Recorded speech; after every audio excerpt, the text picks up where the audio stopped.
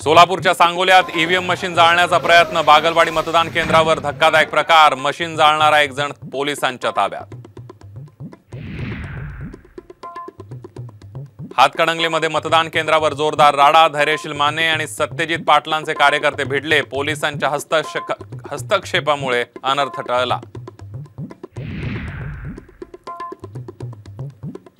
Rohit पवारांकडून video bomb, काठेवाडीसह Ajit पवारांच्या कारखान्यातील कर्मचाऱ्यांसोबत पैसे वाटत असल्याचा आरोप, तर रोहित पवार नौटंकी करत असल्याचा अजित पवारांचा पलटवार।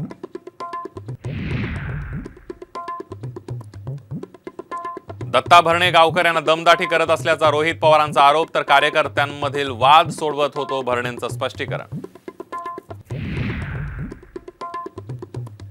मतदानाच्या दिवशीच बारामतीमध्ये नवा ट्विस्ट, मतदानानंतर सुप्रिया सुळे थेट काकींना भेटण्यासाठी अजित पवारांच्या घरी, तर भेटीवेळी घरी नव्हतो अजित पवारांची प्रतिक्रिया।